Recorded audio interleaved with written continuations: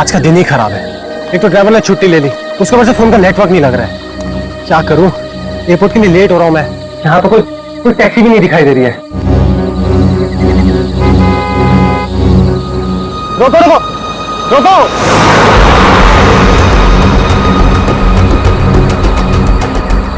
रोको रोको। माल है, कोई गाड़ी नहीं रुक रही। टैक्सी,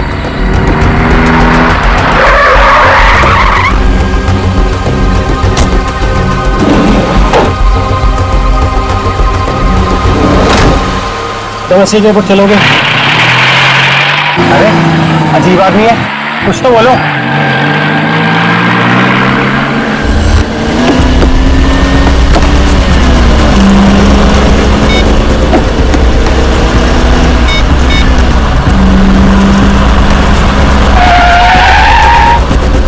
ओ भाई साहब, जरा गाड़ी आराम से चलाओ, मैं आपसे बात कर रहा हूँ। अरे ये कौन से रास्ते से ले जा रहे हो मुझे? एयरपोर्ट तो दूसरी तरफ है ना। रोको रोको गाड़ी, अभी के अभी गाड़ी रोको। लगता है तुम ऐसे नहीं मानोगे, अभी पुलिस को फोन करता हूँ।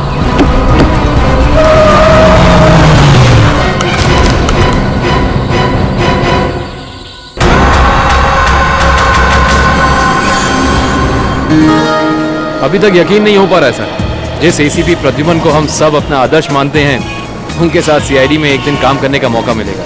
वो सब ठीक है, लेकिन तुम लोगों को अभी भी बहुत कुछ काम करना बाकी है मेरी कसौटी पर उतरने के लिए, समझे? बिल्कुल सर, हम लोग भी यही चाहते हैं।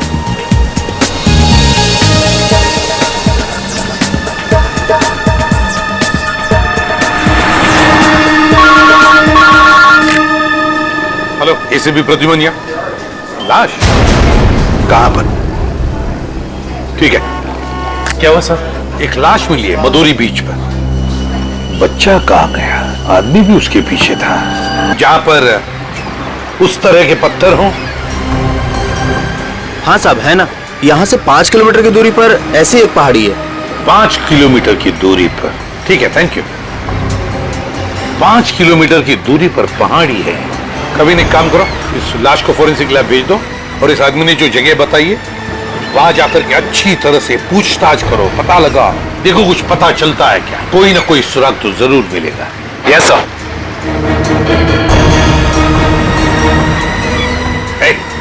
तुम? मैं साहब? हाँ तुम, जरा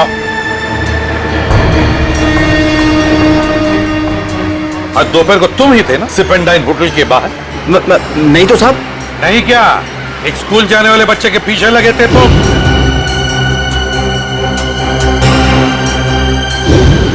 अच्छा, वो तो मेरा भतीजा चिंटू है सर। वो स्कूल नहीं जाना चाह रहा था ना, इसके लिए मैं उसके पीछे दौड़ रहा था। वो स्कूल नहीं जाना चाहता था, इसलिए तुम उसके पीछे दौड़े थे? जी सर। कहाँ रहते हो तुम? सर यहीं सामने एक चौल है, वहीं रहता हूँ सर। चिंटू होगा वहां पर? जी सर। चलो दिखाओ। आइए सर। सर यही हमारा चौल है। आइए सर, आइए इधर। सर यही है चिंटू। चिंटू बेटा, ये सीआईडी से एसीपी अंकल है, आपसे मिलने आए हैं। हेलो बोलो। हेलो। चिंटू, बड़ा प्यारा नाम है तुम्हारा। स्कूल जाते हो ना, पढ़ाई करते हो? अच्छा चिंटू बेटा, एक बात बताओ, तुम्हें क्या क्या पसंद है? कोई मिठाई पसंद है या स्वीट्स पसंद है या चॉकलेट्स पसंद है या बिस्किट पसंद है? क्या पसंद है? चॉकलेट। चॉकलेट पसंद है? अरे बाप रे, अब तो मुसीबत हो गई। अब तुम्हें चॉकलेट कैसे दें? चलो कोई बात नहीं, कुछ जादू करके देखो। आओ मंत्र जादू मंत्र छू मंत्र छू मंत्र छू। आ गया ना चॉकलेट? ये लो चॉकलेट चिंटू के लिए। अच्छा चिंटू, और एक बात बताओ, आज सुबह, मेरा मतलब 1-2 घंटे पहले जब तुम स्कूल जा रहे थे तो तुम एमआई रोड पर भागे जा रहे थे, है ना? क्यों भाग रहे थे? वो सर मैं बता रहा था ना, इसे स्कूल नहीं जाना था। आप जरा चुप रहिए, ये मुझे चिंटू बताएगा, है ना चिंटू? क्यों, तुम स्कूल जाना अच्छा नहीं लगता? ऐसी तो कोई बात नहीं है। नहीं ना, अगर कोई भी परेशानी हो तो मुझे बता देना। लेकिन एक बात कहूं, स्कूल जाना चाहिए, बहुत पढ़ना चाहिए, बड़ा होना चाहिए और बड़े बनकर अच्छे इंसान भी बनना चाहिए, है ना? और चिंटू, तुम्हें जब भी कभी भी तुम्हारे इस एसीपी अंकल की जरूरत पड़े ना, तो मुझे मेरे इस कार्ड पर फोन करना, मैं तुरंत आ जाऊंगा। मैं चलो, गुड बॉय, बाय बेटा, बाय।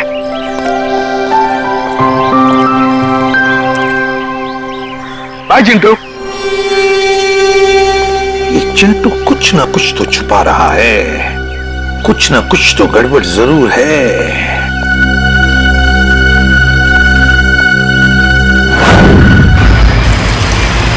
श्रेया, गाड़ी रोको, एक सेकंड रुको।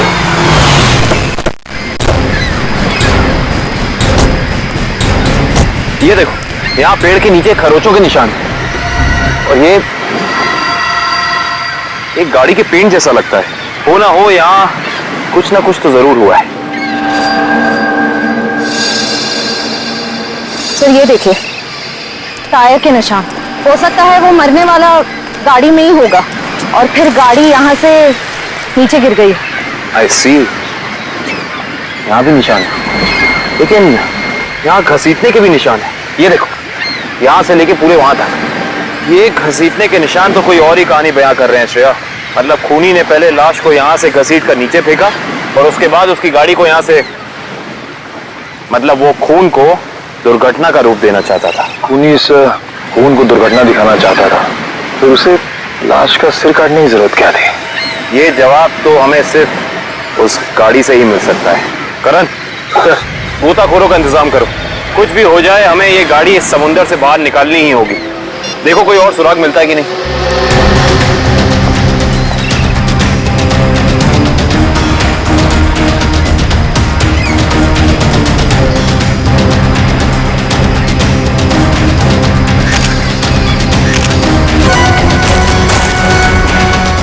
सर, आने के सर, वहां से झाड़ी में ये जूता मिला सर। जूता यहाँ पर?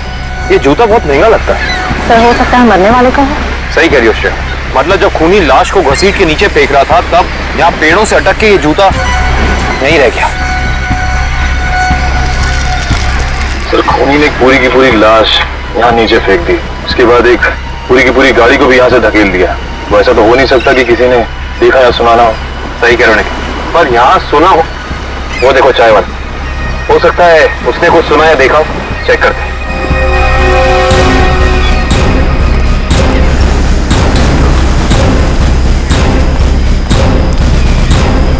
हम लोग सीआईडी से हैं। सीआईडी?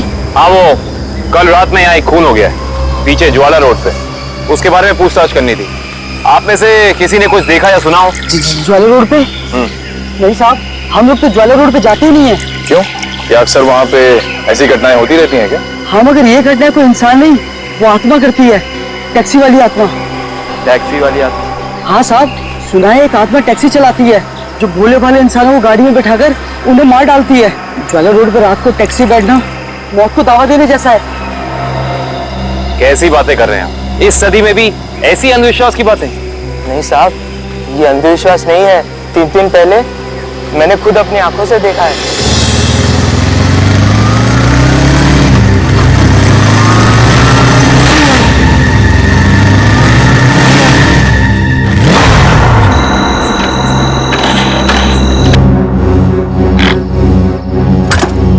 अभी तो पेट्रोल भरवाया था, ये क्या हो गया?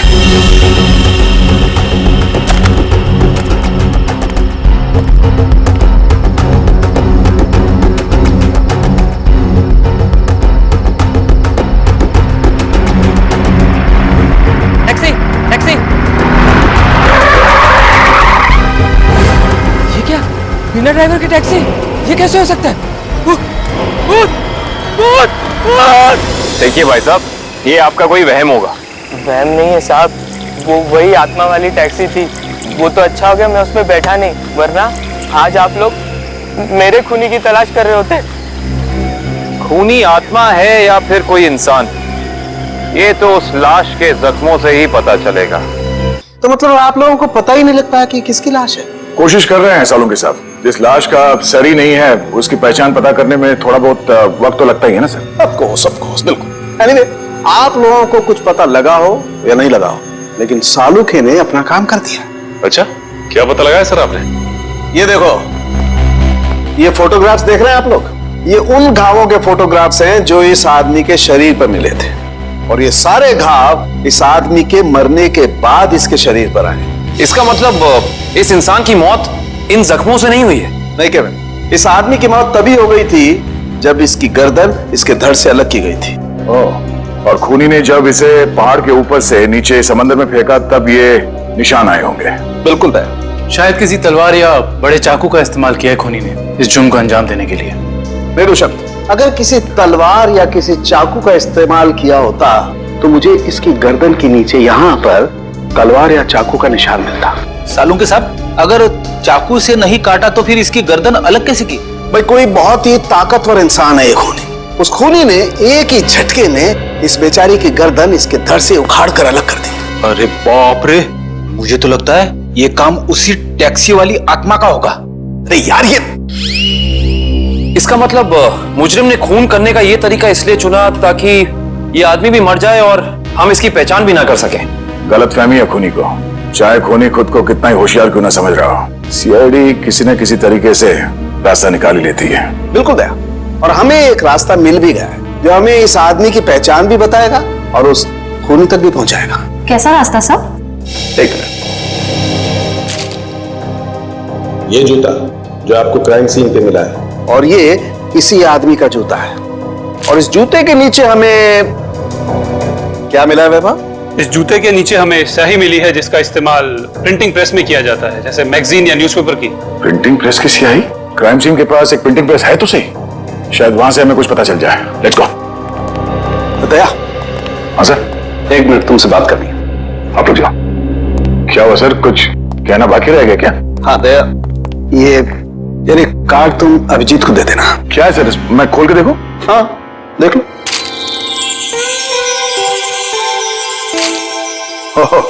सॉरी का कार्ड?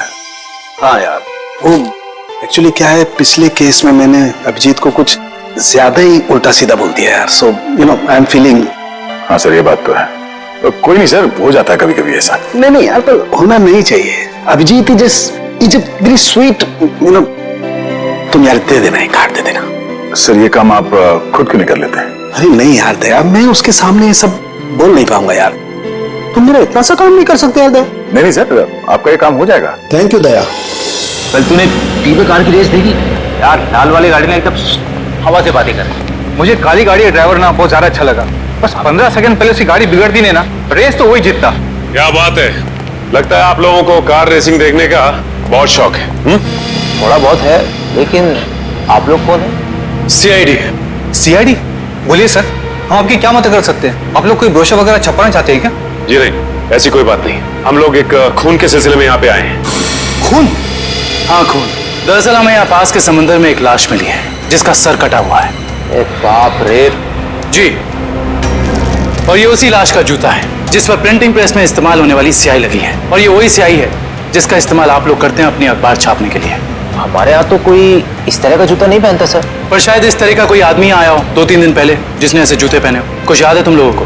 देखो, ध्यान से सोच के बताओ, और ये फोटो को ध्यान से देखो। इस तरह के कपड़े पहने थे उसने, कुछ याद है?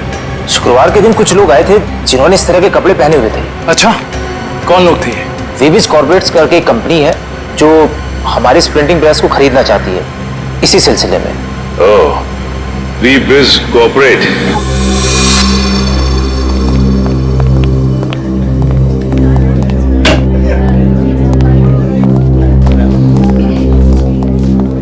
ये कहिए। हम लोग सीआईडी से।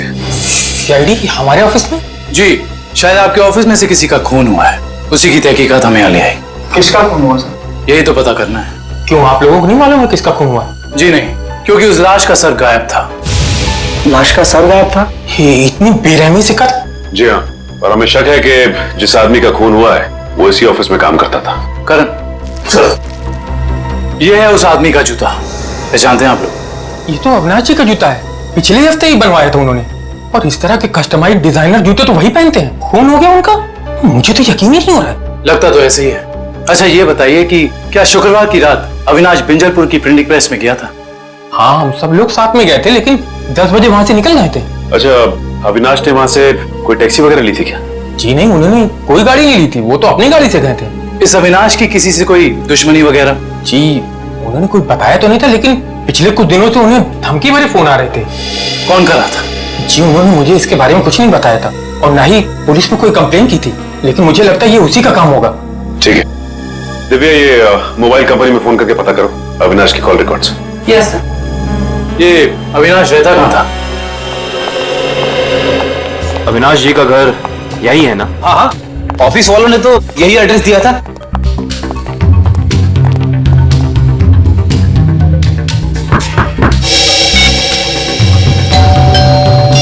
घर में कोई नहीं है क्या? लगता तो ऐसा ही है। अविनाश की पत्नी नेहा का भी फोन नहीं लग रहा। एक काम करते हैं, दरवाजा खोल देते हैं।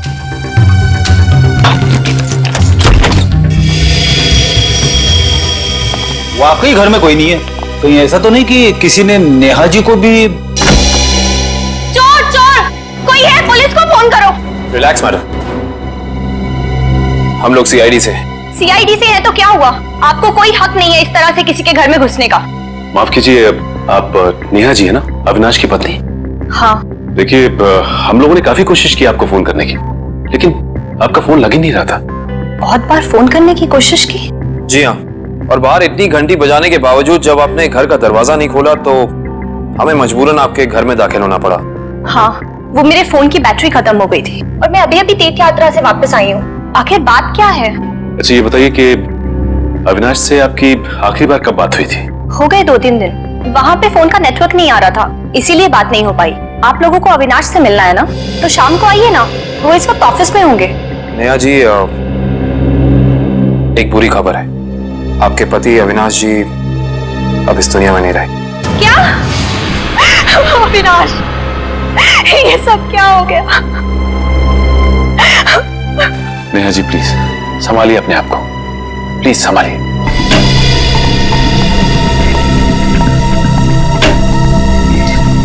नेहा जी, अविनाश जी के ऑफिस वालों ने हमें बताया है कि पिछले कुछ दिनों से उन्हें धमकी भरे फोन आ रहे थे। आपको कुछ पता है इसके बारे में? नहीं, अविनाश ने मुझे इस बारे में कभी कुछ नहीं बताया।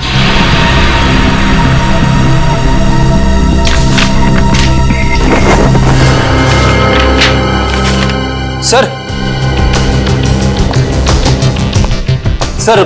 डस्टबिन में से ये कागज मिला है, इस पे कुछ लेटर्स चिपकाए गए हैं। ऐसा लग रहा है जैसे किसी मैगजीन वगैरह से काट के चिपकाए गए हैं। नेहा जी, ये शब्द क्या अविनाश जी ने काट के चिपकाए? नहीं, अविनाश तो मैगजीन कभी पढ़ते ही नहीं थे। फिर हो सकता है कि धमकी देने वाले ने ये चिट्ठी लिखी हो। हाँ सचिन, और अपनी लिखावट छिपाने के लिए उसने शब्द चिपकाकर ये चिट्ठी कंप्लीट की है। और लिखा क्या है? अगर मेरी बात नहीं मानी तो अपनी जान से हाथ धो बैठोगे। एक मिनट, बड़ी सफाई से चिपका है। एक मिनट, ये क्या? जेएलटी मैगजीन, मतलब ये जेएलटी मैगजीन से काटा गया है। जेएलटी मैगजीन, ये नाम मैंने कहीं देखा है पर मुझे याद नहीं आ रहा कहाँ। याद करो काविन, कहाँ पे देखा है? कहीं अविनाश जी के ऑफिस में तो नहीं, वहां नहीं, कहीं। हाँ याद आया, ये मैगजीन मैंने वीरेन के पास देखी थी, उसकी प्रिंटिंग प्रेस में। लेकिन वीरेन की अविनाश जी से क्या दुश्मनी हो सकती है? रेडी, अविनाश की कंपनी वो प्रिंटिंग प्रेस खरीद रही थी, तो हो सकता है प्रिंटिंग प्रेस के मजदूरों को लगा हो कि उनकी नौकरी खतरे में है। और जैसे ही अविनाश जी प्रिंटिंग प्रेस से बाहर निकले, वीरेन ने उन्हें, ओह आई सी, इस वीरेन से दोबारा मिलना पड़ेगा।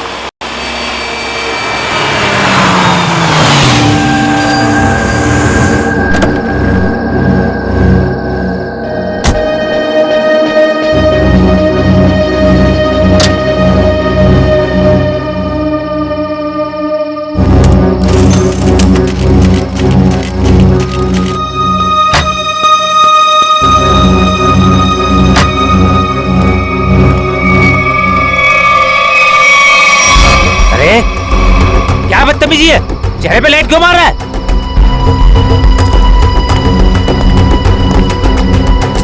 अरे जानता है कौन हूं मैं? अखबार में काम करता हूं। पागल है?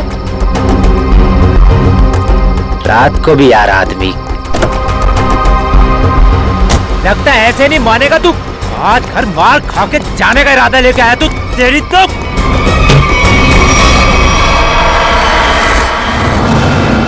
कहाँ भाग गया?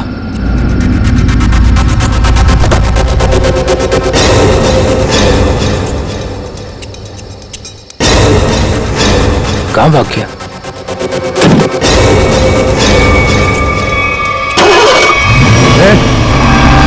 टैक्सी में तो कोई नहीं है, लेकिन अब स्टार्ट कैसे हो गई?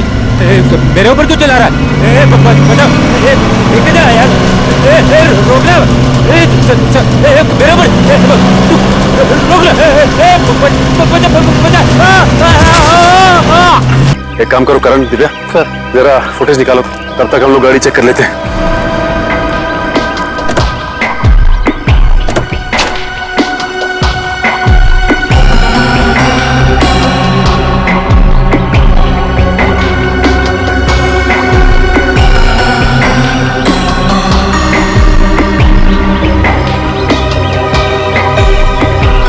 ये क्या है? ये देखो, ये वीरेन किसी जीवन साइकेट्रिक फैसिलिटी में गया था। हो सकता है वीरेन वहां किसी साइकेट्रिस्ट से काउंसलिंग वगैरह करवा रहा हो। हो सकता है। Sir CCTV footage. देखते हैं सीडी में क्या है। एक काम करो, गाड़ी में से लैपटॉप ले आओ।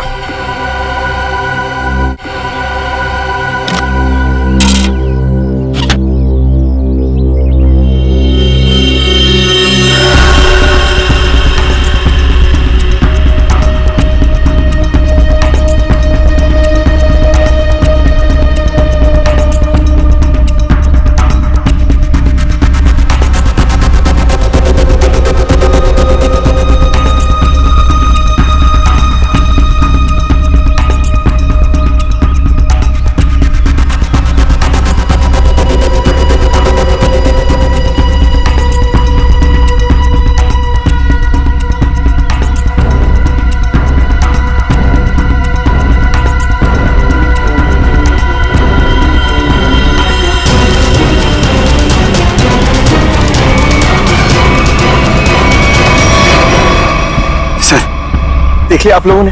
मैं कहता था ना, आत्मा वाली टैक्सी। जरा ड्राइवर सीट पे जूम इन करो।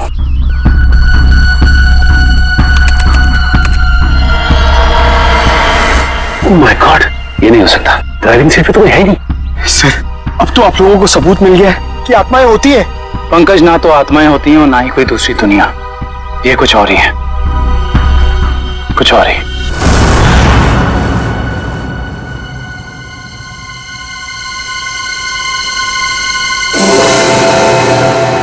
सर हालत बहुत खराब है सर। अगर आज मुझे कुछ हो गया ना, तो मेरी माँ को एक मेरा आखिरी संदेशा दे दीजिएगा। क्या? सर उनसे कहिएगा कि जो वो इतने प्यार से मोतीचूर के लड्डू बनाती है ना, वो ना बनाए, क्योंकि उन्हें प्यार से खाने वाला उनका लाल शहीद हो चुका है सर। अरे तो इसमें आंटी जी के लड्डुओं पर रोक लगाने की क्या जरूरत है? हम लोग हैं ना, खा लेंगे तुम्हारा नाम लेकर। क्या मतलब सर, आप जानते हैं कि मेरी आखिरी रात है? अरे पंकज, ऐसा कुछ नहीं होने वाला। सिर्फ एक बार ये केस सॉल्व हो जाए तो हम सब आएंगे तुम्हारे साथ, तुम्हारे घर, और तुम्हारी मम्मी के हाथ से बने लड्डू हम सब मिलकर खाएंगे। ठीक है ना? ठीक है सर।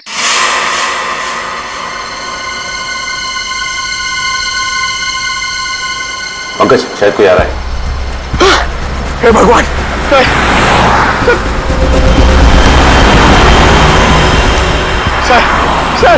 टैक्सी नहीं थी सर। लगता है आज वो टैक्सी छुट्टी पर है। आएगी पंकज, आएगी।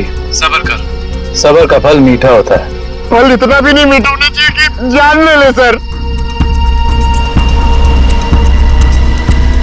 पंकज, लगता है टैक्सी आ गई। टैक्सी, रुक जा रुक जा रुक जा।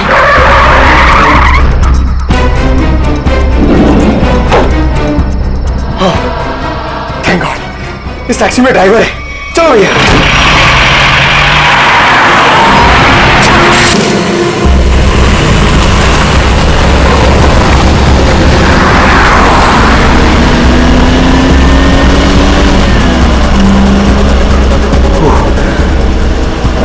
ये क्या है? अरे भाई साहब ये ड्राइवर सर सर इस गाड़ी में ड्राइवर नहीं है सर सर सर इस गाड़ी में ड्राइवर नहीं है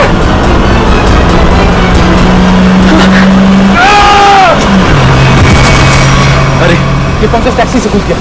ओह माय गॉड, इसे चोट न लगी।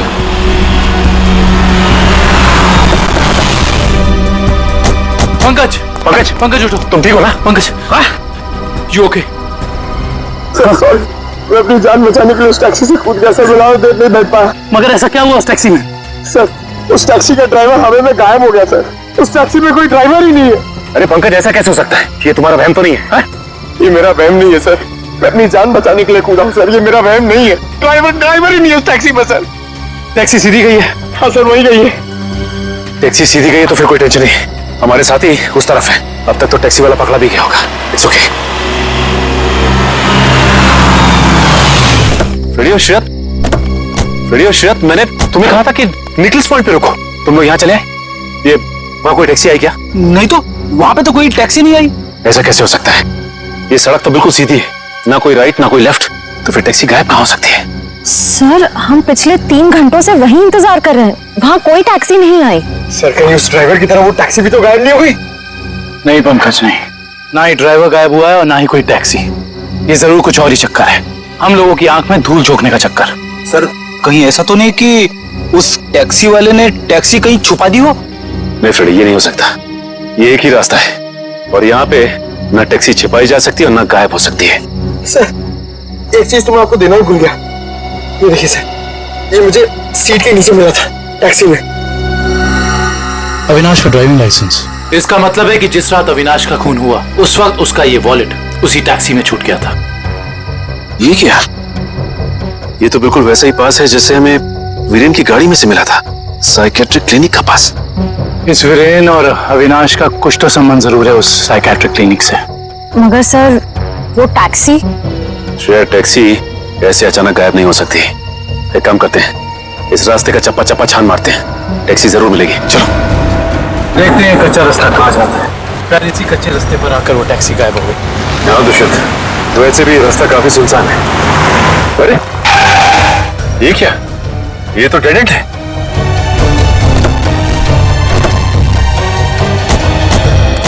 अगर टैक्सी यहाँ से गई भी होगी तो यहाँ से आगे नहीं जा सकती। लगता तो यही है, यहाँ तो आगे बस ये दीवार है। एक मिनट, ये देखो दुष्यंत, पैर के निशान ये दीवार के पास आके खत्म हो जाते हैं। ये बात तो है। दुष्यंत, इस दीवार के पीछे जरूर कोई ना कोई खुफिया रास्ता है। हो सकता है सचिन, और ये भी हो सकता है कि यहाँ कोई खुफिया बटन या लेवर हो जिससे ये दीवार हट जाए और हमें वो जगह दिख जाए जहाँ वो टैक्सी गई है।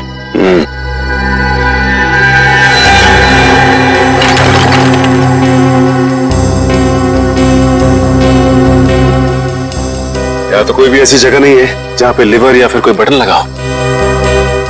तो फिर तोड़ देते हैं दीवार को।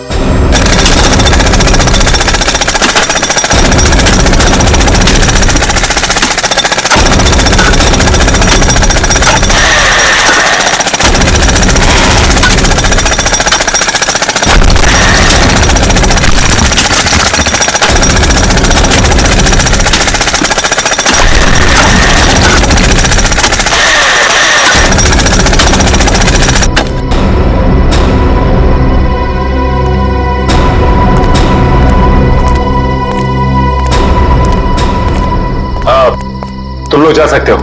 Thank you.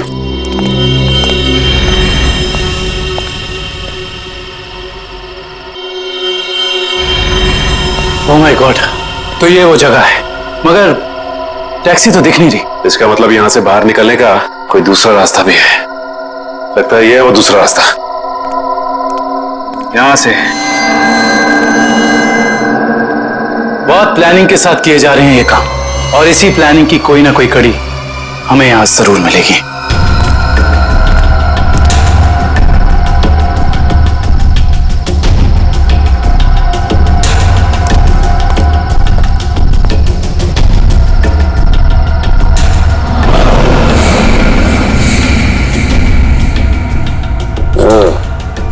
तो ये है रोबोट। ये देखो। ये देखा दुष्यंत, ये है वो रोबोट। लगता है उस आत्मा वाली टैक्सी का ड्राइवर यही है, रिमोट से चलने वाला। हाँ सचिन, और इसी रोबोट के बाजू का इस्तेमाल किया गया होगा अविनाश के सर को उसके शरीर से अलग करने में। एक मिनट, हाँ, इसके हाथ पे यहाँ पे खून भी लगा हुआ है। अब इससे पहले कि ये खूनी अपना अगला मर्डर प्लान करे, पकड़ना होगा उसे। दोनों की मौत हो गई है। इन दोनों की मौत हो गई? जी हाँ, इन दोनों को किसी ने मार डाला है। डॉक्टर साहब, आप ये बताएंगे कि ये दोनों आपकी क्लिनिक में कुछ दिन पहले आए थे क्या? हाँ, हमारी क्लिनिक में एक मरीज है रीचा, उसी से मिलने आए थे। दोनों अकेले आए थे या साथ साथ? साथ आए थे। कह रहे थे कि दोनों दोस्त हैं और रीचा से उनकी पुरानी दोस्ती है। ओह, दोनों दोस्त थे। तो फिर वीरेन ने अविनाश का जूता कैसे नहीं पहचाना? इसका मतलब ये वीरेन हमसे कुछ छुपा रहा था। अच्छा, ये रीचा से मिल सकते हैं हम? हाँ, आप जरूर मिल सकते हैं, लेकिन एक बात है, बहुत मुश्किल से रीचा की हालत में सुधार आया है, तो आप उससे कोई ऐसा सवाल ना पूछिएगा जिससे वो परेशान हो जाए। आप चिंता ना कीजिए, हम समझ सकते हैं। करण, इशिता, तुम दोनों यही रुको, हम रीचा से मिलकर आते हैं। आइए।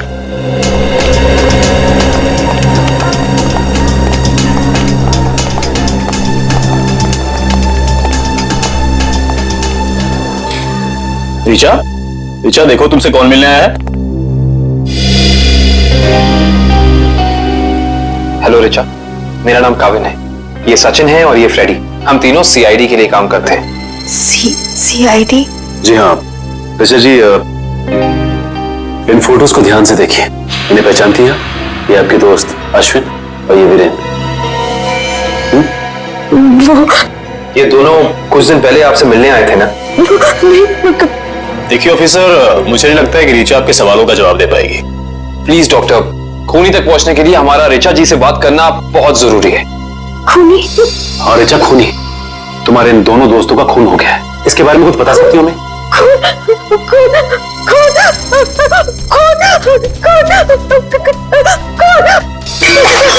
ये क्या बकवास है? वो लड़की इस कमरे की चार दीवारी से बाहर निकल दी, आप उसे खून के बारे में सवाल कर रहे हैं? Richa, come down. Nurse, please 7129 injection जल्दी लो, जल्दी लो इंजेक्शन। Richa, come down.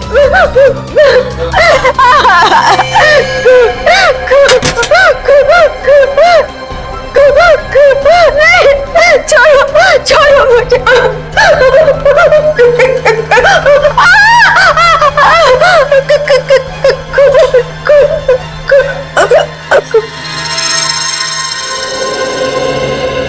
माफ कीजिएगा डॉक्टर साहब, हमारा ऐसा कोई इरादा नहीं था। Very sorry. देखिए ऐसी बात नहीं है, इस तरह के मरीज बच्चों की तरह होते हैं, इन्हें हर शब्द टोल मोल के बताना पड़ता है। डॉक्टर साहब, ये बात हम समझ सकते हैं, लेकिन एक बात तो तय है कि इन तीनों के अतीत की कोई ऐसी कड़ी है जो एक दूसरे से जुड़ी हुई है। इस केस से जुड़ी एक बहुत खास बात सामने आई है। कैसी बात? यही कि अविनाश, नेहा और ऋचा एक ही कॉलेज में पढ़ते थे और वीरेन भी पास वाले कॉलेज में ही पढ़ता था। ओह, मतलब ये सब पुराने दोस्त हैं? हाँ सर, और उस दौरान डाली नाम का एक सीरियल किलर कॉलेज के बच्चों का खून कर रहा था। और एक दिन इन चारों ने मिलकर पुलिस की मदद की और इस डाली को जेल भिजवा दिया। ओह, तो शायद हो सकता है ये सारे खून डाली का ना? यस सर, 2 महीने हो गए उसे जेल तोड़कर भागे हुए, और अभी तक वो पुलिस के हाथ नहीं लगा है। ये अविनाश और वीरेन तो मारे गए हैं, वो अगला शिकार या तो ऋचा है या फिर नेहा। श्रेया, इस ऋचा के क्लिनिक में फोन करो, उसे चौकन्ना रहने के लिए कहो, जल्दी। दुष्यंत, नेहा को फोन लगाओ, जल्दी।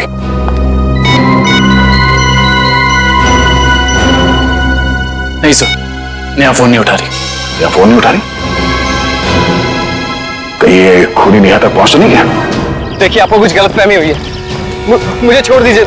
देखिए, मुझे मत मारिए। मैंने आपका क्या बिगाड़ा है? क्या बिगाड़ा है? मेरे पति का खून कर दिया, मुझे विधवा बना दिया, और पूछते हो कि क्या बिगाड़ा है? देखिए, मैं ऐसा क्यों करूंगा भला? ज्यादा भोले बनने की कोशिश मत करो, मैं सब जानती हूँ। तुम अपने पापा की मौत का बदला लेने के लिए आत्मा बनने का ड्रामा कर रहे हो। इसका मतलब मेरे पापा को तुम लोगों ने मारा है? हाँ, और अब तुम भी अपनी आखिरी सांसें यही लोगे। चलो बाप बेटे का मिलन करवा दूं। मिलन तो अब तुम्हारा होगा। आप नेहा जी है ना, अविनाश की पत्नी? हाँ। जेल की सलाखों और फांसी के फंदे के साथ। सीआईडी? हाँ, आप लोग यहाँ? हाँ, हम यहाँ। बोलो से। सर मुझे बचा लीजिए सर। सर ये मुझे मार डालेगी। डरो मत, कुछ नहीं होगा, हम लोग हैं, कुछ नहीं कर पाएंगे। तुमने इसके पापा का खून किया? अब गड़े मुर्दे उखाड़ने का कोई फायदा नहीं है। सच तो ये है कि खून इसने किए हैं। पहले अविनाश, फिर वीरेन, और अब तीसरा नंबर मेरा था। मैंने सोचा इससे पहले ये मुझे मारे, मैं इसे मार दूं। सर मैंने किसी को नहीं मारा है सर। सर मुझे तो ये भी नहीं पता था कि मेरे पापा का खून हुआ है। मैं तो समझ रहा था सर कि वो एक एक्सीडेंट है। कार एक्सीडेंट ही था वो, गलती हुई थी हमसे, लेकिन उस गलती के बदले तुमने दो खून कर दिए। मैंने किसी को नहीं मारा है। ये सही कह रहा है। अविनाश और वीरेन का खून एक सीरियल किलर डाली ने किया है, जो तुम लोगों से बदला लेना चाहता है। डाली? हाँ डाली। कॉलेज के वक्त तुमने उसे जेल भेजा था ना? इसका मतलब डाली ये सारा खेल रच रहा था। ये सब आत्मा बनने का ड्रामा।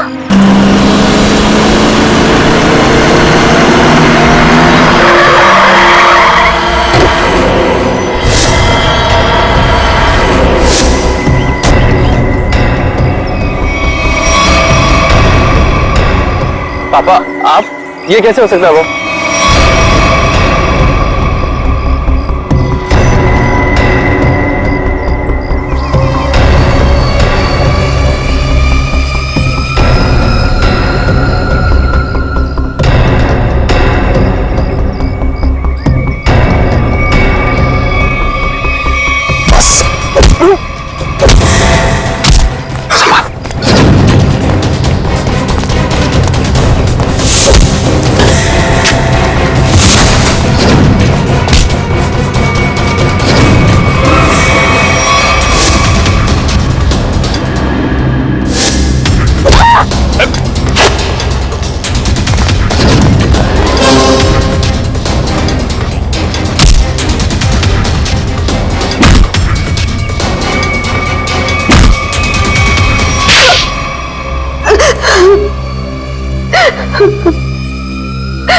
क्यों किया तुमने ये सब?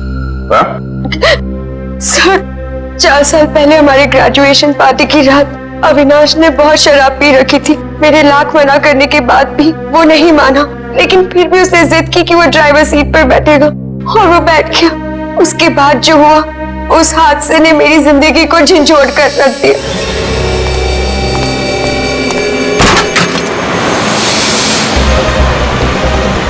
गाड़ी मुझे चलाने दो, तुमने बहुत पी रखी है। डरो मत रिचा, पीने के बाद में और भी सेफ गाड़ी चलाता हूँ।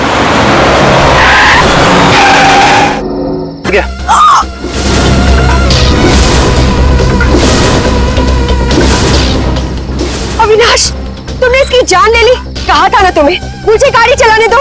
रिचा प्लीज, मैंने इसे जानबूझ के नहीं मारा है। प्लीज अपनी गलती पर पर्दा डालने की कोशिश मत करो। हमें पुलिस को बुलाना होगा। तुम्हारा दिमाग खराब हो गया? अगर पुलिस आई तो हम सबके सब अंदर जाएंगे। सब क्यों जाएंगे? सिर्फ अविनाश जाएगा। क्या तुम अपने दोस्त को जेल भिजवाओगी? दोस्ती अपनी जगह और कानून अपनी जगह। कोई पुलिस नहीं बुलाएगा। तुम्हारी बेवकूफी की वजह से सबकी जिंदगी खराब हो सकती है। अगर हम पुलिस को नहीं भी बुलाएंगे तभी पुलिस को पता चल जाएगा। किसी को कुछ पता नहीं चलेगा। अब एक काम करते हैं, इसकी लाश को टैक्सी में डालते हैं और टैक्सी को खाई में धक्का दे देते हैं। ये राज हमेशा हमेशा के लिए यहीं दफन हो जाएगा। क्या? एक टैक्सी वाले का खून कर दिया तुम लोगों ने? हाँ सर, मेरे लाख समझाने के बाद भी उन तीनों ने अपने आप को कानून के हवाले नहीं किया। उन्हें डर था कि उनका सुनहरा भविष्य शुरू होने से पहले ही खत्म हो जाएगा। और तुम इस हादसे से उभर नहीं पाई, तुम्हें साइकेट्रिस्ट फैसिलिटी ज्वाइन करनी पड़ी। हाँ, क्योंकि मेरा दिल उन तीनों की तरह पत्थर का नहीं। आज भी उस टैक्सी ड्राइवर की मौत का बोझ मेरे ज़मीर को कचोटता रहता है। अगर इतनी तकलीफ हो रही थी तुम्हें, तो तुम सीआईडी के पास क्यों नहीं आई मदद के लिए?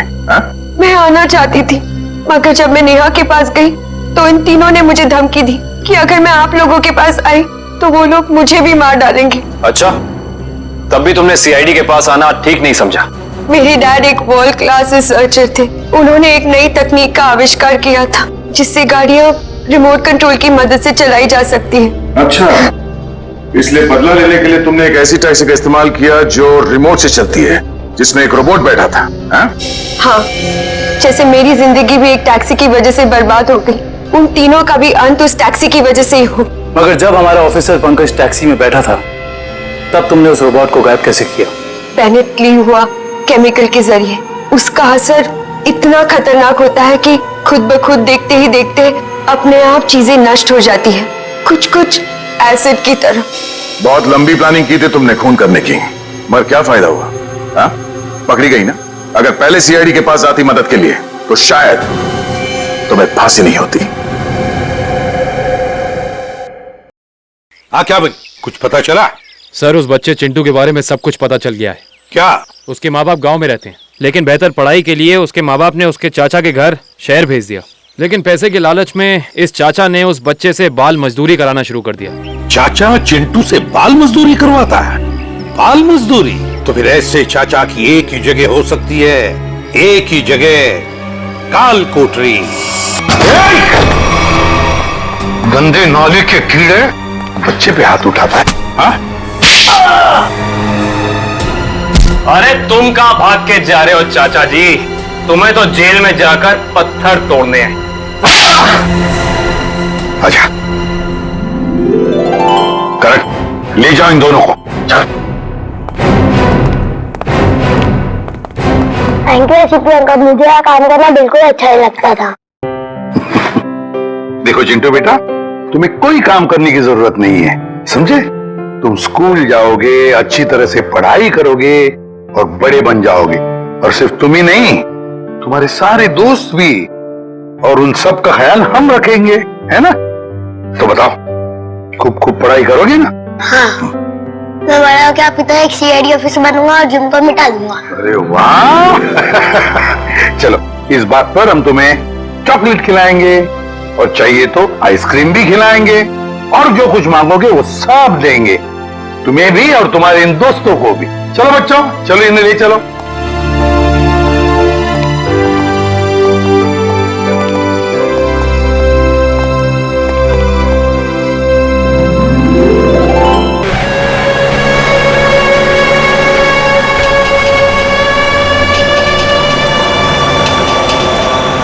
सर, ये तो वही गाड़ी है जिसके बारे में हमें ज्वेलरी शॉप के मैनेजर ने बताया। पूर्वी, गाड़ी तेज चलाओ। ये लोग किसी भी हाल में हमारे हाथ से बच के जाने नहीं चाहिए।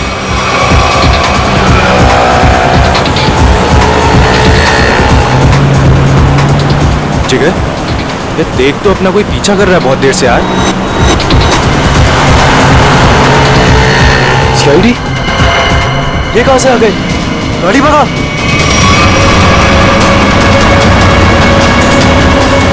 जिस तरह से इन लोगों ने गाड़ी तेज की है, ऐसा लग रहा है इन लोगों को पता चल गया हम इनका पीछा कर रहे हैं। हो सकता है।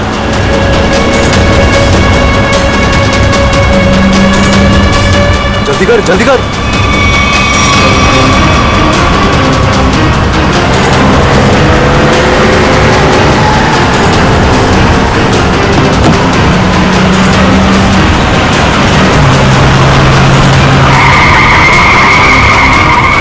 जल्दी भगा। अब ये कहां से आ गए? पूरी संभाल के, आगे लोग हैं।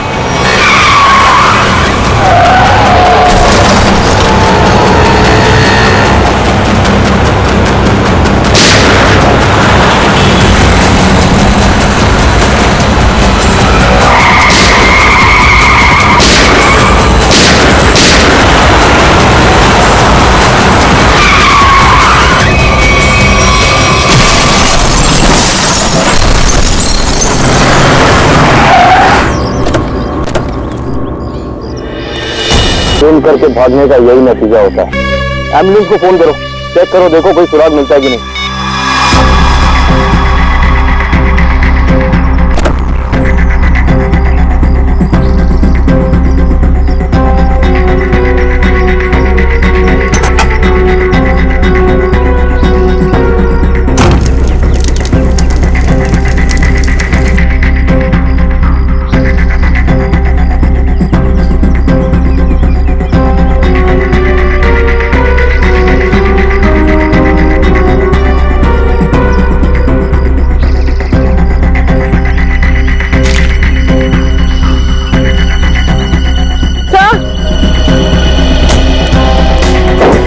बैग और ये दो मास्क है।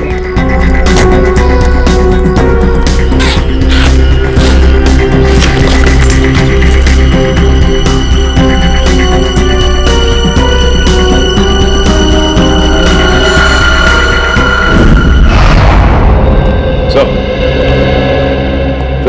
ज्वेलरी शॉप लूटने वाले लड़के इंजीनियरिंग कॉलेज के स्टूडेंट थे और उनका कोई भी क्रिमिनल रिकॉर्ड नहीं था। पढ़े लिखे और अच्छे घर से थे। इंजीनियरिंग कॉलेज के बच्चों ने ज्वेलरी शॉप लूटा? किस लिए? क्या जरूरत पड़ी उन्हें? और हैरानी की बात तो यह है कि उन्होंने पूरी दुकान नहीं लूटी, सिर्फ 10 से 12 लाख रुपए का सामान लिया और निकल लिए। शायद उन्हें रुकने की जरूरत थी। सर, ये मयंक और जिगर के माता पिता हैं।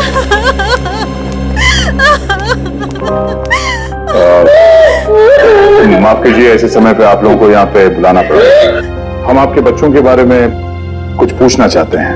सर प्लीज मेरे मयंक को मुझे वापस दे दीजिए। हमारा एक ही बच्चा है और इस उम्र में हमसे ये सदमा बर्दाश्त नहीं होगा सर। प्लीज सर, प्लीज मेरे मयंक को वापस दे दीजिए। देखिए मैडम, आप प्लीज अपने आप को संभालिए, प्लीज। सर, हमारा बच्चा एक इंजीनियर स्टूडेंट था, उसे पढ़ने और स्पोर्ट्स के अलावा कुछ और नहीं करना था, और इस एक्सीडेंट में उसकी मौत। मेरा बेटा भी बहुत अच्छा लड़का था, फिर भी उसके साथ ये सब। हम समझ सकते हैं कि आप लोगों पे क्या बीत रही है, मगर हम आपको ये बताना चाहते हैं कि आपके बच्चों की मौत तब हुई जब वो ज्वेलरी शॉप को लूट के भाग रहे थे।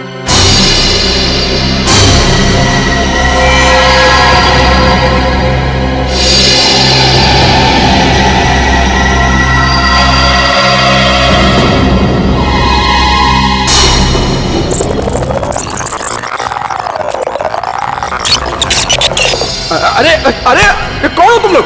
ये बहुत गलत कर रहे हो तुम लोग। जल्दी मार, जल्दी मार, जल्दी मार, नहीं तो मार दूंगा। मैनेजर है तू? चल जल्दी खोल। अरे ये बहुत गलत कर रहे हो तुम लोग। निकाल रहा हूँ। जल्दी खोल, जल्दी कर। सारे पैसे निकाल, सारे पैसे निकाल। दे पकड़ा, हाथ में पकड़ा, जल्दी कर। खोपड़ी में होल कर दूंगा। ज्यादा हिलेगा ना तो ठोक दूंगा। जल्दी जल्दी, चल चल चल चल जल्दी जल्दी। ठोक दूंगा, ज्यादा चलाकी कोई नहीं लेगा, कोई नहीं लेगा। चल निकल निकल, जल्दी निकल, कोई हिलेगा तो मार दूंगा।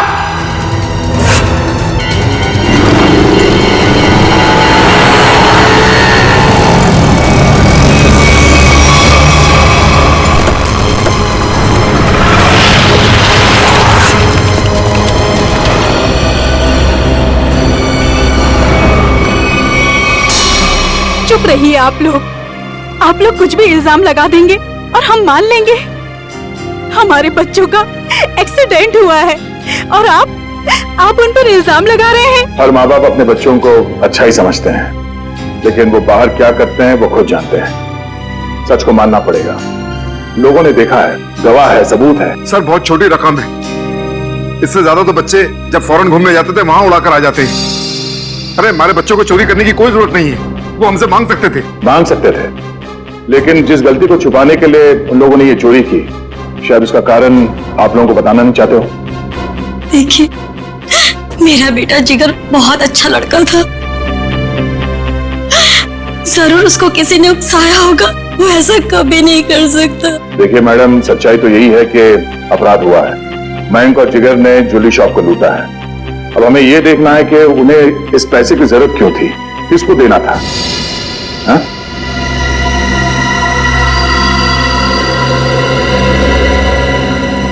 अच्छा ये बताइए कि आपके बच्चों ने पिछले कुछ दिनों में कुछ अलग सा बर्ताव किया, कुछ भी अजीब सा? हाँ, पिछले कुछ दिनों से मयंक वॉशरूम में बहुत ज्यादा जाता था, जबकि वो बीमार भी नहीं था, और वॉशरूम में 2-3 घंटे रहता था वो। तो आपने पूछा नहीं उससे कि वो बाथरूम में इतना टाइम क्यों लगा रहा था?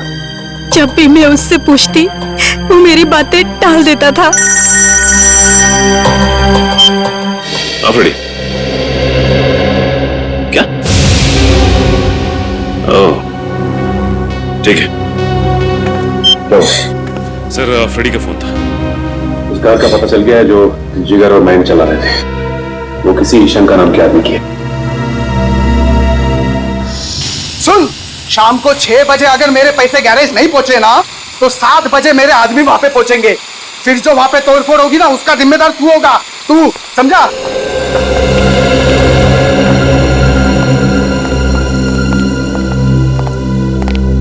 हम लोग सीआईडी से हैं। ये शंकर कहाँ है? शंकर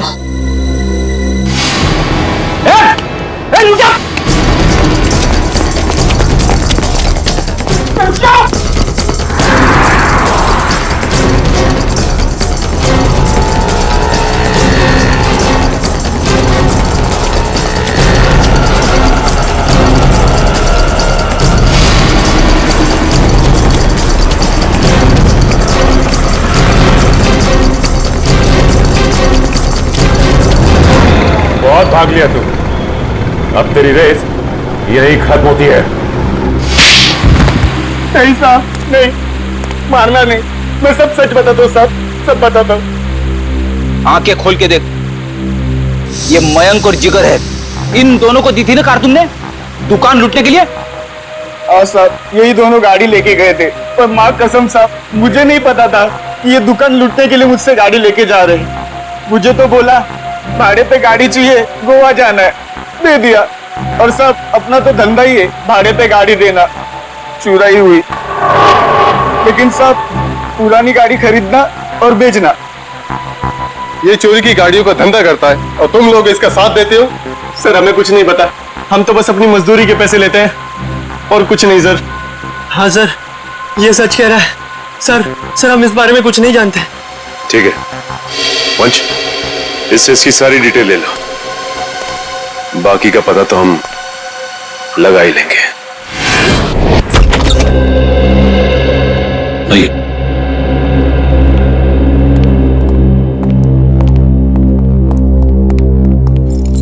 ये मयंक का कमरा है। एक सेकंड, आप जरा बाहर रुकिए, हम देख लेते हैं। आप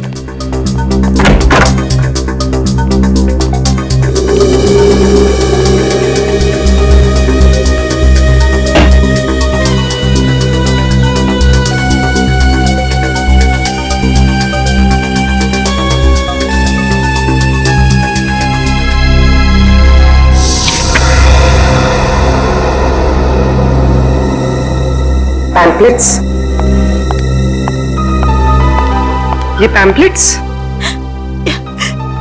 ये पैम्पलेट्स मेरे बेटे मयंक का है। वो कॉलेज में एनुअल फंक्शन के ऑर्गेनाइजर कमेटी का मेंबर था।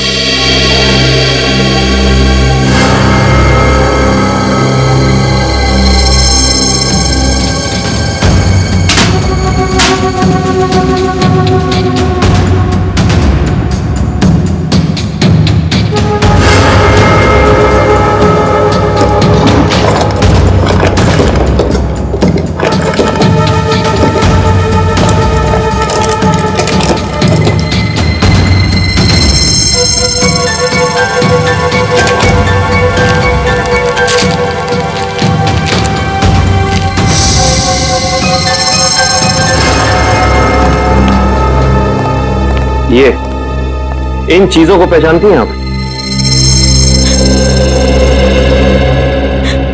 ये आपको कहां से मिली? ये तो ज्वेलरी मेरी है। फ्लश टैंक के अंदर से। ये फ्लश टैंक में कैसे पहुंची? पहुंची नहीं, छिपाई गई थी। छिपाई गई थी? पर किसने? मयंक के बाथरूम में मयंक के अलावा और कौन छिपा सकता है? हे भगवान, मैं सोच भी नहीं सकती थी कि मेरा मयंक ऐसा कर सकता है। मयंक के कोई शौक, कोई आदत? नहीं सर, कुछ भी नहीं। उसके दोस्त? ज्यादा नहीं, लिमिटेड, बस 4 या 5। अच्छा, मयंक के सारे दोस्त कॉलेज के ही थे या बाहर के भी थे? नहीं, उसके सारे दोस्त कॉलेज के ही थे, बाहर का कोई नहीं था। क्या नाम बताया था आपने कॉलेज का? क्यों डॉक्टर साहब, आपने हमें अर्जेंटली बुलाया? हाँ दया, बात ही कुछ ऐसी है। क्या हुआ सर? बॉस, ये केस तो एकदम पलट गया, जैसा हम सोच रहे थे वैसा नहीं। क्या मतलब? मतलब ये कि इन दोनों की मौत एक्सीडेंट से नहीं हुई है, बल्कि गोली लगने से हुई है। क्या? मगर सर, इनकी मौत तो हमारी आंखों के सामने हुआ है, एक्सीडेंट से। हाँ, लेकिन इनकी मौत एक्सीडेंट से पहले ही हो चुकी थी। ये देखिए, ये है वो गोली। जो उनके शरीर में से निकली है। और देखो दया, ये है इन दोनों के सीने पर इस गोली के घाव। गोली यहां लगी। मगर सर, ये गोली चली कैसे? और चलाया किसने?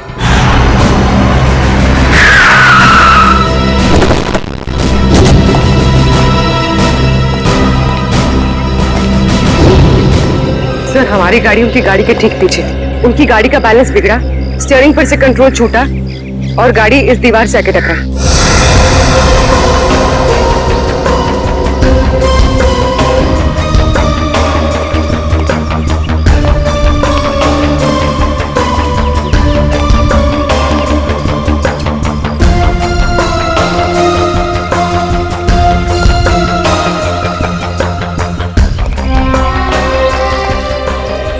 गोली सामने से चलाई गई थी।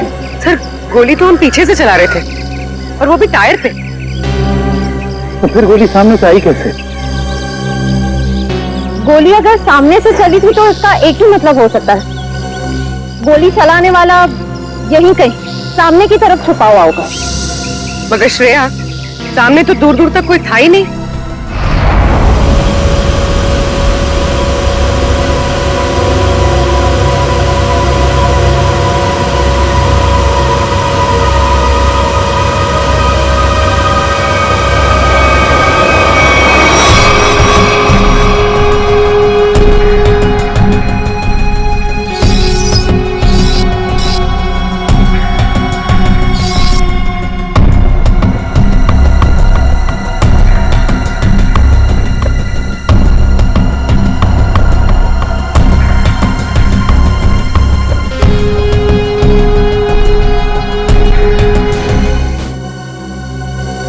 अगर पोस्टमार्टम रिपोर्ट में गोली सामने से सीने पे लगने का प्रूफ है तो गोली सामने से ही चली है। बिल्कुल भैया, गोली सामने से ही चली है और गोली बिल्कुल सीधी लगी है, बहुत करीब से, क्योंकि घाव बताते हैं कि बहुत करीब से गोली लगी है। और ये विंड स्क्रीन बताता है कि विंड स्क्रीन को छेदती हुई गोली बाहर नहीं गई है, क्योंकि विंड स्क्रीन पे अगर गोली लगी होती तो छेद होता। ये तो ऐसा लगता है जैसे पेड़ से टकरा करके गोली लगी है। इसका मतलब गोली बाहर से नहीं, अंदर से चली है। बिल्कुल लगता है। गाड़ी के डैशबोर्ड में से या एसी डक्ट में से या विंड चैनल में से। और अगर ऐसा है तो बुलेट या गन के मार्क जरूर मिलेंगे। बिल्कुल मिलेंगे, चेक करते हैं। वंश, गाड़ी नहीं चलो। Yes sir.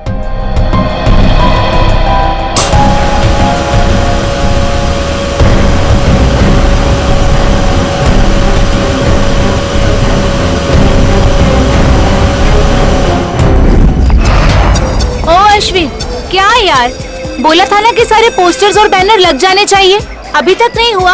हो रहा है यार, एक ही तो लैडर है, कर लेंगे, टेंशन मत ले। तुम एक काम करो, वो स्टेज पर जाकर देखो वहाँ का पूरा अरेंजमेंट हुआ है कि नहीं। अगर नहीं हुआ तो तुम माया से कहना, वो तुम्हें अरेंज कर देगी। ओके ठीक है, मैं बोल देती हूँ। Excuse me. Yes sir. ये मयंक और जिगर किधर मिलेंगे? वो तो आपको वरुण ही बता सकता है, वो रहा। Thank you.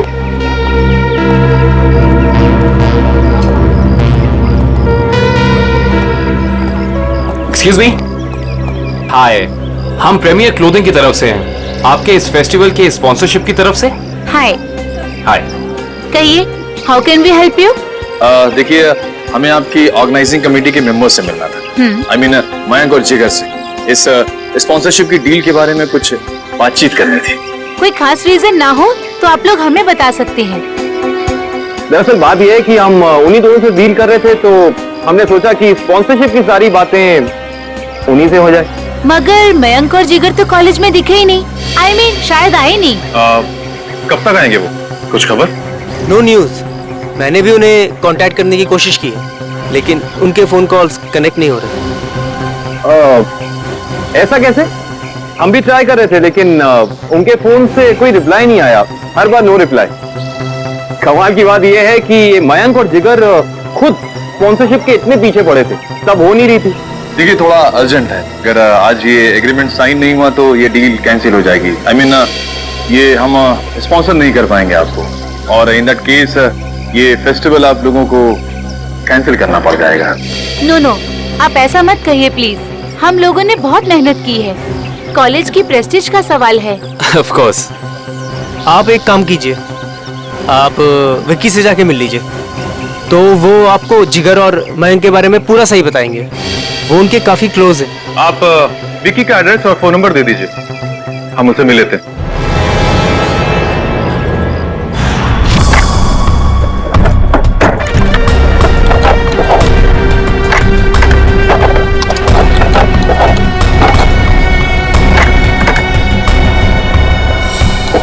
मयंक और जिगर को जो गोलियां लगी है ना, वो बहुत छोटी है, इसीलिए उनके घाव गहरे तो बहुत हैं लेकिन बहुत छोटे हैं, बारीक है। फिर तो गन भी बहुत छोटी होगी सर।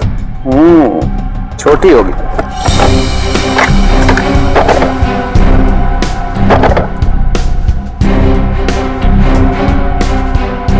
नहीं सर, यहां तो कुछ नहीं है।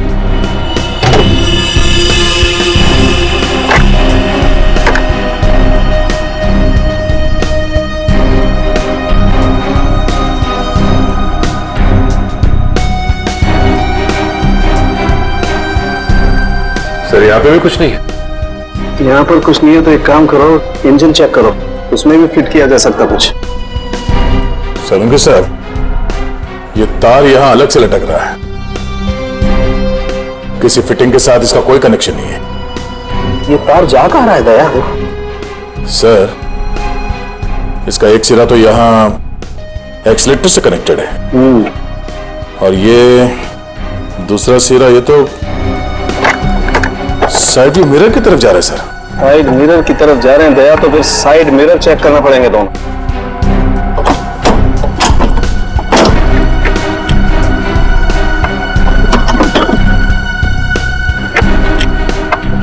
ये देखो,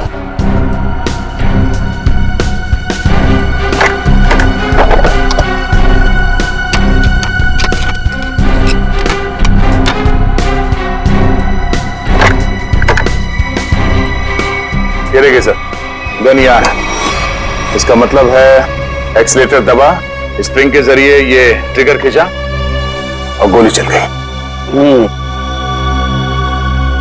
और यहाँ पर है दूसरी गन दया।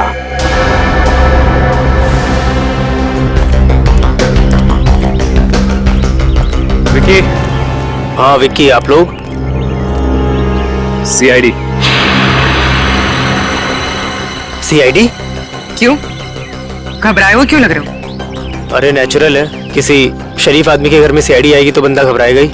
अगर आदमी शरीफ हो तो उसे घबराने की जरूरत नहीं।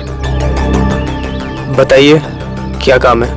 हमें आपके दोस्तों के बारे में कुछ इंफॉर्मेशन चाहिए थी। कौन से दोस्त? मयंक और जिगर।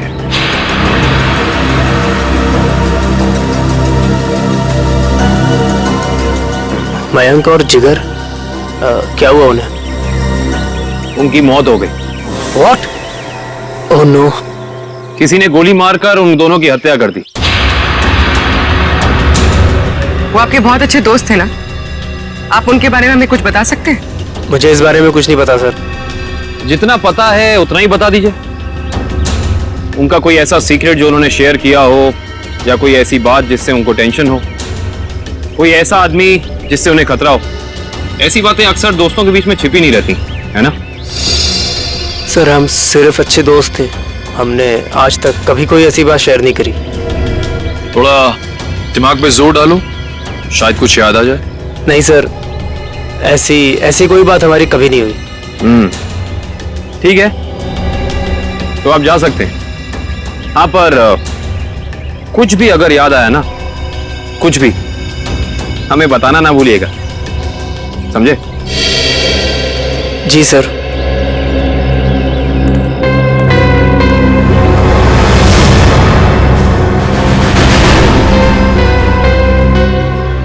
लेकिन सर, जब ये गाड़ी स्टार्ट हुआ तो उसने एक्सीलेटर तो दबाया होगा, तो जब पहली बार एक्सीलेटर दबाया तब ये ट्रिगर दब जाना चाहिए था, मगर ऐसा तो नहीं हुआ।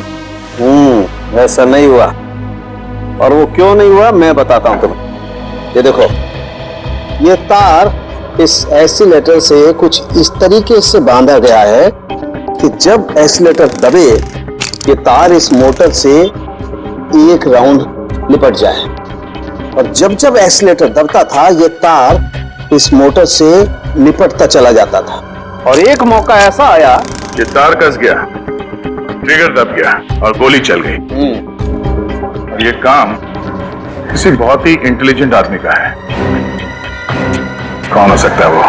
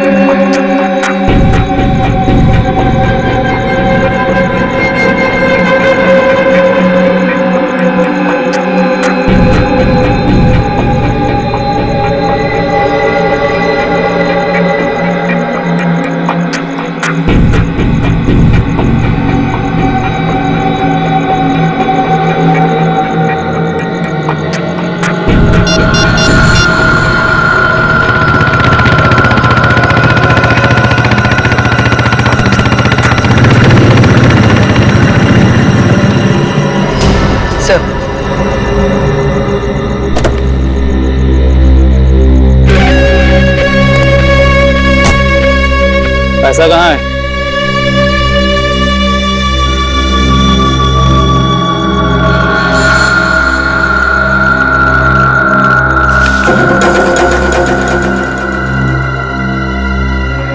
अब मैं तुमसे कभी नहीं मिलूंगा, ये याद मत रखना कि हम कभी मिले थे। ठीक है, लेकिन क्या बात है, इतना घबराए हो क्यों? ये सब तुम्हारी वजह से हो रहा है। मयंक और जिगर का कुछ पता नहीं लग रहा और आज सीआईडी मेरे घर तक पहुंच गई। सीआईडी? हाँ सीआईडी। कभी मुझसे मिलने की अब कोशिश मत करना।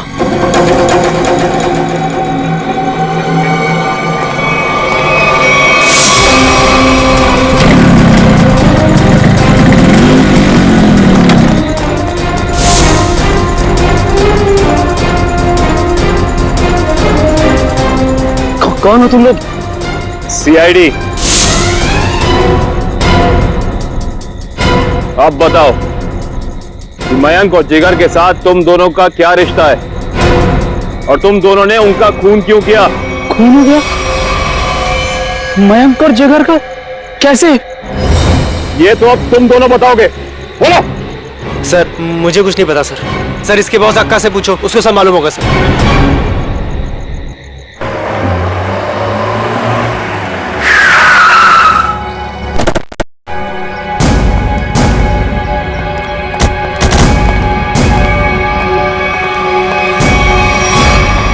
कहाँ जा रहे हो?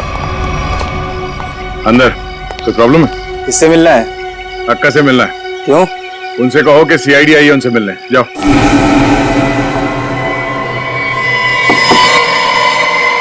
कौन है? अक्का, मैं रघु। बोला था ना डिस्टर्ब नहीं करना। क्या काम है? अक्का वो सीआईडी वाले आए। बैठाओ उनको। बोल, मैं आती हूं। 24 घंटे है तेरे पास, वरना तेरी फैमिली तुझसे मिलने यहां नहीं शमशान घाट जाएगी। सिर्फ 24 घंटे, समझा?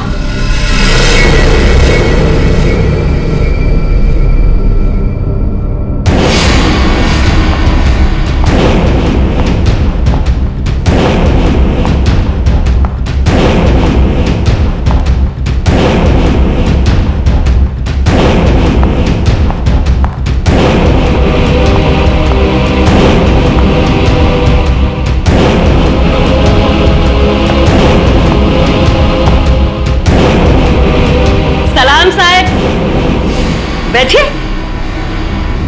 नहीं, हम लोग यहाँ ठीक है।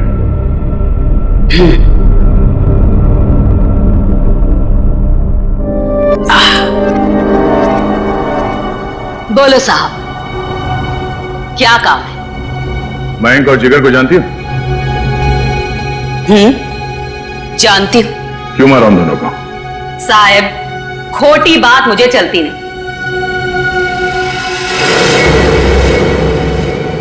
मैंने नहीं मारा उन दोनों को। झूठ हमें भी नहीं चलता।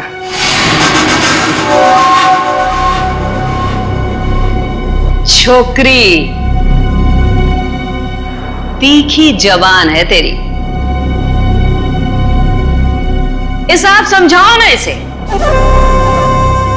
अक्का मीठा सुनना और बोलना दोनों पसंद करती है। तो फिर सर जो पूछ रहे हैं ना उसका जवाब दो। जिगर और मैंग को क्यों मारा? बोला ना, मैंने नहीं मारा। मारा मारी मुझे पसंद नहीं।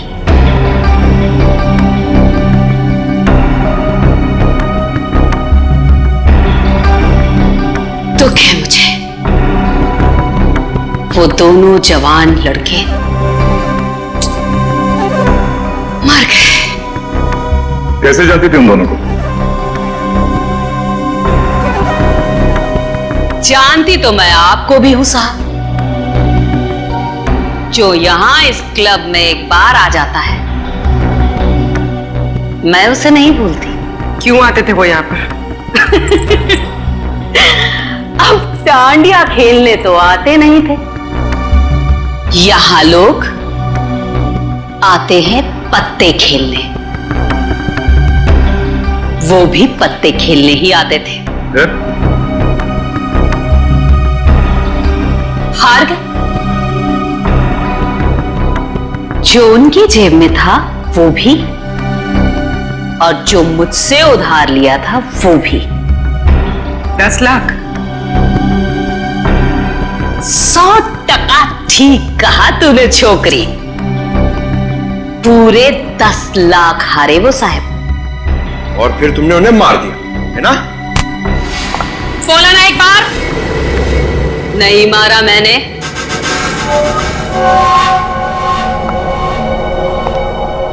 बिजनेस करते हैं हम साहब, मारा मारी का धंधा नहीं। मुझे मेरे पैसे चाहिए थे, उनकी जान नहीं। सारा पैसा डूब गया मेरा। तो फिर किसने मारा उन दोनों को? एक लड़का आता था साहब, उन दोनों का पीछा करते हुए। कौन था वो?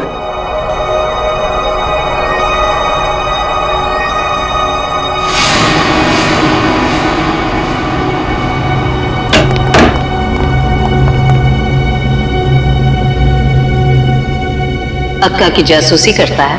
नहीं ताई, आपको कोई कंफ्यूजन हुआ है? मेरे को उल्लू समझता है? मयंक और जिगर के पीछे छुपकर आया किस लिए? मैं किसी के पीछे नहीं आया, सच्ची। मैं तो आपका अड्डा देखने आया था। देख, मेरे को कोई लफड़ा नहीं चाहिए। इस बार के लिए तुझे छोड़ देती हूं। आगे से कभी इधर दिखना मत, समझा? लेके जा रहे बच्चे को।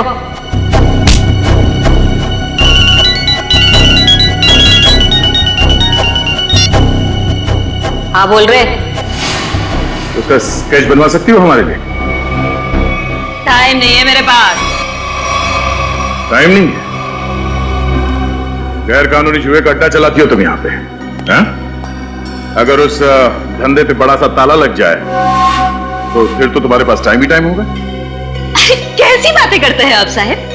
अब क्या इतना सा मजाक नहीं कर सकते आपके साथ? आपकी मदद करने के लिए तैयार है। इसके लिए तुम्हें हमारे साथ ब्यूरो चलना होगा। हाँ तो चलेंगे ना साहब। रघु, संभालना पीछे से सब। मैं जरा ब्यूरो की हवा खा के आती हूँ।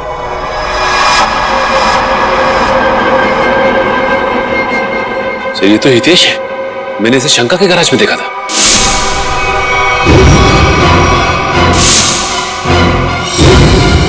आपको पूरा यकीन है कि यही था वो? अक्का एक बार जो किसी का चेहरा देख लेती है ना साहिब, तो फिर भूलती नहीं है। पक्का यही था। तो फिर देर किस बात की? उठा मुझ से।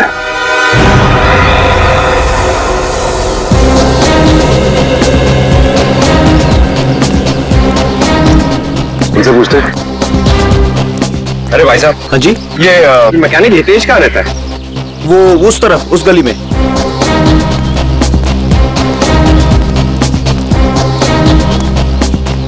अरे भाई साहब, ये हितेश का घर कौन सा है? हाँ, सामने वो रहा।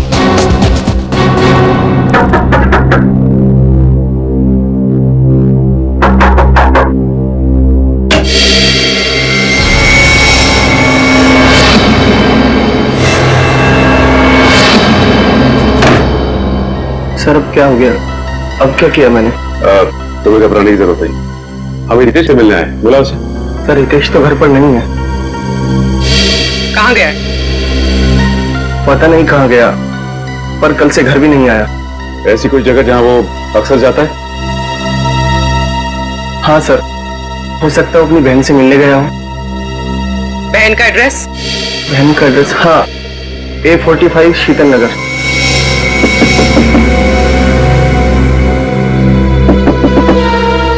हितेश, दरवाजा खोलो। हितेश,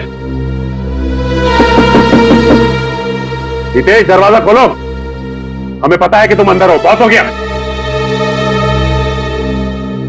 सर कोई जवाब नहीं दे रहा है, कहीं दूसरे रास्ते से ना निकल जाए। निकल के जाएगा कहाँ? पंकज,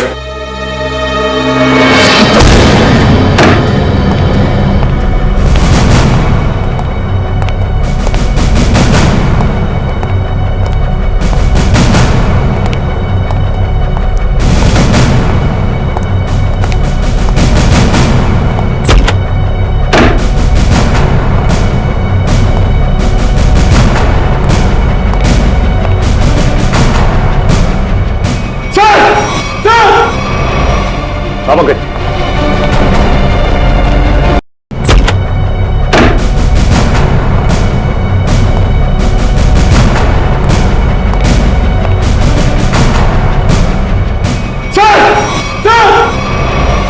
पंकज, कमाल है। वहां हितेश ने अपनी कलाई काट ली और यहाँ पे इस लड़की ने अपनी कलाई काट ली। कहीं ये लड़की हितेश की बहन किरण तो नहीं है? हो सकता है। सर, एम्बुलेंस आ गई और हितेश के रूम में सुसाइड नोट मिला है। Suicide note? ये सॉरी, हम दोनों ने मिलकर मयंक और जिगर को मारा है। उनकी गाड़ी में गन भी हम लोग को नहीं रखे थे। किरण और हितेश। सर शायद ये लोग शर्मिंदा थे और दुनिया का सामना नहीं कर पा रहे थे, इसलिए इन दोनों ने आत्महत्या करने की कोशिश की। इन दोनों ने मिलकर पहले जिगर और मयंक को मारा, उसके बाद अपने आप को मारने की कोशिश की। ये बात कुछ समझ में नहीं आ रही है।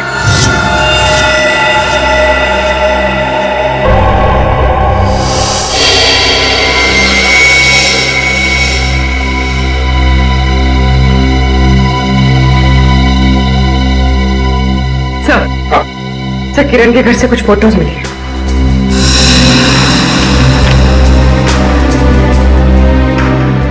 लड़की कौन है हितेश और किरण के साथ? पता नहीं सर, पर कोई करीबी लगती है। तभी तो सर 2 साल पुरानी ये पेपर कटिंग इसने संभाल के रखी थी। ये आर्टिकल है। इस लड़की ने भी आत्महत्या की थी? हाँ सर, और एक बात, ये लड़की जिया उसी कॉलेज में पढ़ती थी जिस कॉलेज में मयंक और जिगर पढ़ते थे। अच्छा सर, कहीं इस लड़की की आत्महत्या में मयंक और जिगर का तो हाथ नहीं? हो सकता है पंकज, हो सकता है। और शायद किसी का बदला लेने के लिए हितेश और किरण ने मयंक और जिगर को मार डाला। कहाँ है वो दोनों जिन्होंने हमारे बेटे को हमसे दूर कर दिया है? कहाँ है? प्लीज आप जरा शांत हो जाइए, प्लीज शांत हो जाइए। देखिए अंदर उन दोनों का ऑपरेशन चल रहा है। एसीपी साहब, मेरी आपसे एक रिक्वेस्ट, उन दोनों को फांसी जरूर दिलवाइएगा। देखिए आपको पूरा न्याय मिलेगा, पूरा न्याय मिलेगा। एक ही बेटा था मेरा, उसे भी इन लोगों ने मुझसे छीन लिया। हौसला रखो, भगवान पर भरोसा है। दोनों कैसे हैं, लड़का लड़की? जी लड़का अभी भी क्रिटिकल है, ऑब्जर्वेशन में रखना पड़ा है। और लड़की? वो ठीक है। बात कर सकेगी? अभी नहीं, वो बेहोश है, कल तक उसे होश आ जाएगा। ठीक है, थैंक यू वेरी मच।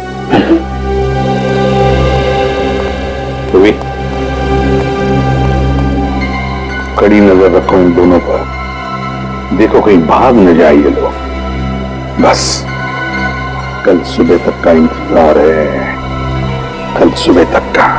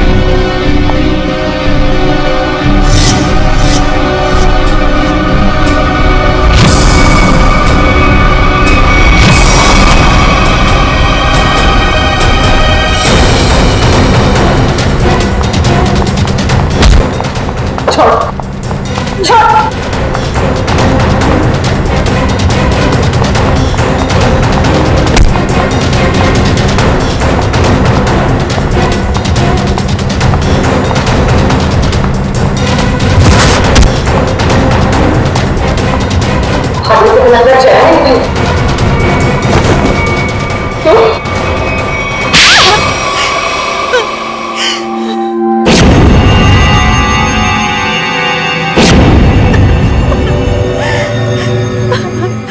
हाँ, मैंने मरवाया है मयंक और जिगर को। क्या? एक माँ अपने बेटे को कैसे मार सकती है? हा? वो मेरा बेटा नहीं था, वो मेरा सौतेला बेटा था। सौतेला ही सही, पर बेटा ही तो था ना वो। फिर क्यों मारा उसने? पैसों के लिए। मुझे पूरी प्रॉपर्टी चाहिए थी, इसलिए मैंने उसे मरवा दिया। और किरण और हितेश को क्यों मारना चाहते थे? क्योंकि वो दोनों मेरा राज जान चुके थे। अच्छा, तो वो तुम्हारा राज जान चुके थे, इसलिए तुमने उन दोनों को अपने प्लान में शामिल कर दिया। और फिर उन दोनों को याद दिलाई अपने बहन के मौत का बदला लेने की मयंक से, है ना? ताकि मयंक के खून में तुम्हारे हाथ लाल ना हो और वो दोनों फंस जाए। हाँ, किरण ने मयंक और जिगर के साथ दोस्ती कर ली। उसे पता चला कि दोनों ज्वेलरी शॉप लूटने वाले हैं और किरण ने ही उनकी मदद की। कार का भी अरेंजमेंट किरण ने ही किया, क्योंकि किरण का भाई हितेश एक मैकेनिक था और उसने ही वो मशीन तैयार की जिससे गाड़ी में गोली चली और दोनों की मौत हो गई। और फिर जिगर को क्यों मरवाया? उसका क्या संबंध था तुम्हारे जायदाद के लेने देने से? अगर सिर्फ मयंक को मरवाती तो सारा इल्जाम मुझ पर आ जाता, इसलिए मुझे जिगर को भी मरवाना पड़ा। वाह रे वाह, कैसी माँ हो तुम, कैसी माँ हो तुम जो जायदाद के लिए अपने बेटे का खून कर सकती है। शर्म आनी चाहिए तुम्हें, दो खून किए तुमने, तुम्हें तो शायद फांसी ही होगी, फांसी। इस तरह के और भी एपिसोड देखने के लिए हमारे चैनल को सब्सक्राइब करें और बेल आइकन दबाना ना भूलें।